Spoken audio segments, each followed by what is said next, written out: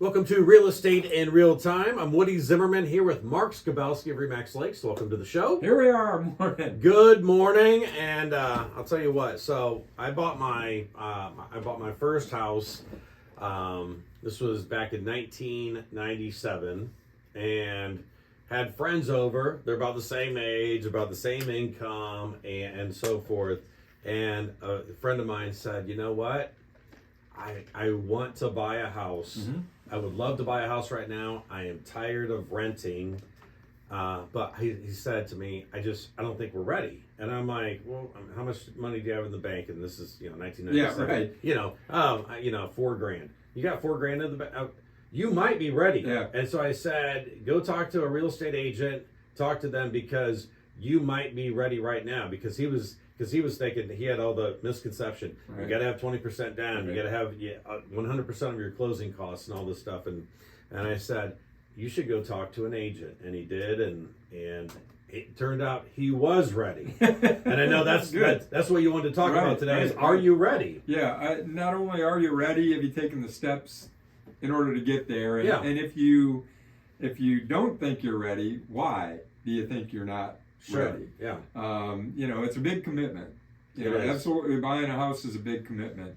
But it sort of is part of that American dream, right? You own your own home. Yeah. You build equity in that home, and then you move up to the next home. So you sell that one, right, and move up to the next one. Yeah. Now we had a hiccup in 08, 09. Mm-hmm. Then there's parents that experience that, and there's kids that experience that. Mm-hmm. In that time frame, there were a lot of people that were lost their houses. But that was an unusual time period. If you look back, my generation, we look back at the Great Depression. Yeah. Right? I don't know what they're calling that time frame, the Great Recession. Yeah, they did for a while. Yeah. But it was similar to the Depression, with the exception of we didn't have 30% unemployment like we did in the late 20s, early, or I guess in the 30s when we had the Depression. It wasn't the same, but housing lost value for the first time in forever. All of those things happened in 08 and 09. So those memories are still lingering, right? So how do we get past that? In general, real estate is a good long-term investment. Yeah. A good way for you as a younger person to build long-term wealth. Long-term. To where, if you want to retire at some point, and I'm much closer to retirement than I ever was. I'm pushing 60. Every day. Right? Every day you get closer. Yeah. I'm almost 60. I'm not going to be doing this for the next 40 years. In a way, it might sound a little bit morbid, but I'm like, you know what? I'm more than half done. It's unlikely I'm going to be 120 years old. Yeah, right, yeah. What? I know. I can't believe it. Crazy talk. I'm crazy. I'm not going to make 120. Yeah. But, but when you're 20, in your 20s, you're not thinking about that, right? You're not thinking. I can remember when I got out of active duty on the Air Force. Yeah. And I went into the reserve in 1988. Right, going to the reserve, and I think I was 24. And I looked at all these old guys who were in their 40s. Right? Now, I blew by that a long time ago. Oh, yeah, no. I blew by that a long time ago. Yeah. But you look ahead. When I was on active duty in Charleston Air Force Base, Charleston, South Carolina, there was a sign at the Air Force Credit Union that said, if you invest, and this was in an IRA, at that point, you'd have over $2 million when you're 60. Of course, interest rates were 16, 17%. Yeah. Now, I did not have $2,000 to invest when I was 18 years old, making, $500 a month. Yeah. In the Air Force as an E1 or an E2. I made nothing, right? Sure. Right. Compared to today. But the reality is, if you plan and you make that part of your strategy is owning your own home, long term, you can set yourself up. For success. It doesn't have to be you buy the first house and you're in there forever. It'd be surprising to you the number of people that come to me, they're 25 years old. Well, this is going to be our forever home. A young couple. We're looking for a 4-bedroom because we're going to be in that house forever. Not the norm. No. Not the norm. The industry average is about every 7 years people sell their house. That's an average, so obviously there's some much lower, there's some much higher. But in general, so it's a long-term investment. It's not just a 1 or 2 year window, right? So what do you need to do if that's what you would like to do, is to own a home, to increase your wealth long term, all of that? Well, first thing, examine yourself, not physically, but your financial position. Yeah. What is my financial position? Okay. Am I stable in my job? Am I making a career change? Mm-hmm. You know, I mean, if you're still in college, buying a house is tough because you have to have income in order to do it. If you're not Right. making any income, can't do it. Mm-hmm. If you just graduated high school and you're just starting your career, it's going to be harder for you to get financing because you've got no history. Mm-hmm. In general, not every high schooler has been working for 5 years on the job, right? Right. They started when they were 13 Right. to get there. So are you stable in your job financially? Right. Or what's your plan long term? Because if you change careers, it's going to impact your ability to get a mortgage. Yes. If you're making a move up in the same career field, it's not going to hurt you as bad. So you just graduated from college, you started your first job. Where do I go from here? Mm-hmm. Try and plan that out. What's your objective? Are you going to do it in the next year, 2 years? Have a plan. That's the first thing, is have some kind of plan along the way. And after the break, we'll talk about, some other steps that you can do to get ready to buy that first house. Okay, sounds good. You're listening to Real Estate in Real Time. Welcome back. You're listening to Real Estate in Real Time. I'm Woody Zimmerman here with Mark Skabowski of Remax Lakes, and we're talking about your plan if you're looking at buying a house. Looking at buying a house, and again, this is a long-term plan. I'm not saying plan your whole life out, because I was not a proponent of planning when, fortunately, stuff happened. You do good stuff, and hopefully good things happen. Right.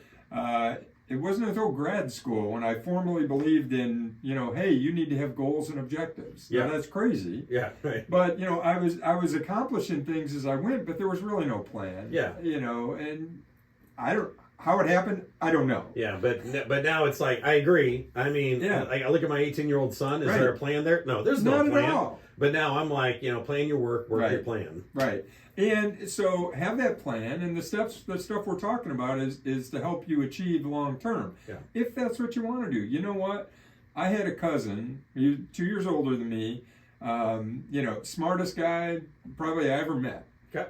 But he was a drifter. But he lived a heck of a life.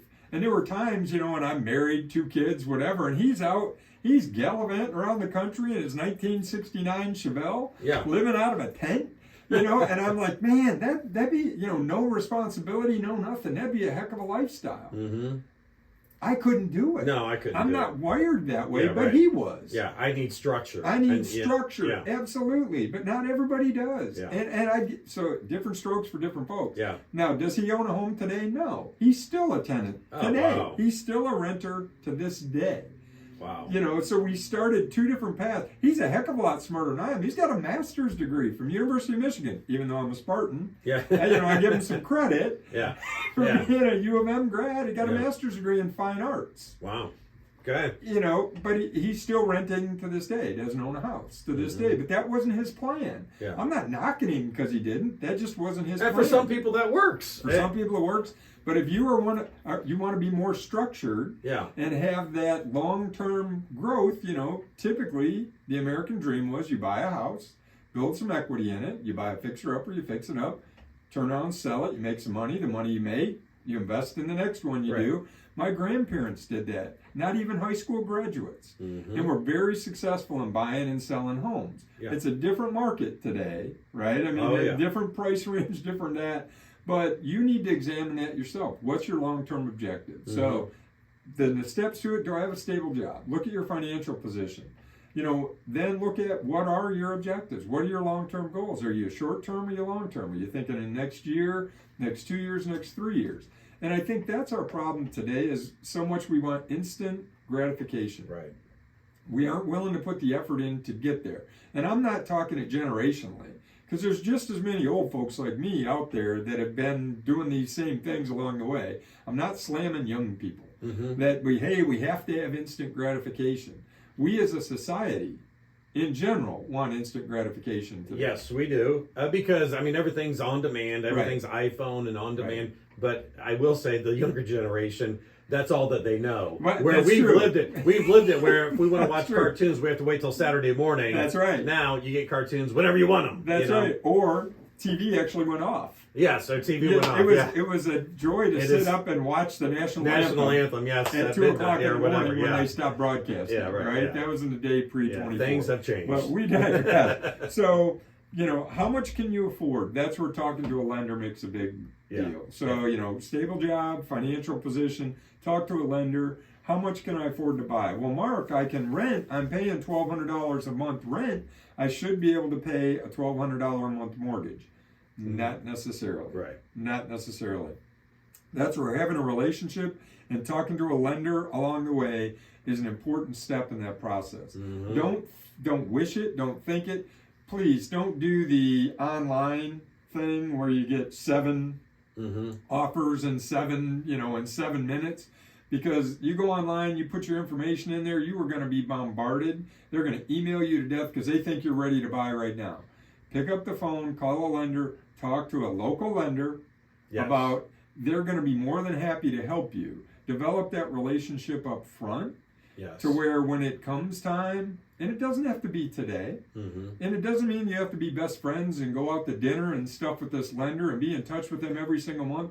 Just reach out, get a feeling for them, get an idea of what you can afford to buy now, and talk to them about your plan. Yeah, because they're going to get to know you. They're going to get to know you, and they're going to help you. Yes. It's much easier to help somebody that you have a relationship with than the person who just walks in and says, hey, I want to see this house right now. Well, are you pre-approved? No, I just want to look at the house. Yeah, but it doesn't make sense. Doesn't make sense. What are we going to look at a house we don't even know you can buy yet? So getting that pre-approval is the next step in that process. So do a good financial evaluation on you. Write down your goals and objectives. I want to own a home in a year. I want to own a home in 3 years. I want to own a home in 4 years, whatever that is. The other thing you want to do is look at, once you know how much you can afford after talking to that lender, practice it before you buy. Practice set that house payment into a savings account. Okay. Do it for 6 months. If you can't do it for 6 months, how are you going to do it for the next 30 years? Right. Bottom line. I mean, it seems elementary, but at least you've set yourself up. And guess what? You've got 6 months worth of savings. Yeah, that's nice. Along the way. Yeah. Hey, is there an ulterior motive? Yeah, is there an ulterior motive to what I'm saying? Sounds like a dad talk. Sounds like a dad talk. Yeah, right. Hey, so we're going to see Dad Bods. Yeah, right. Dad Bods. We're going to see Dad Bods, the band, that's Woody's right. band. Yeah. But we're having the dad talk with people right now. Right. Act like you're buying a house. Act what your mortgage payment is. Put that in the bank for 6 months.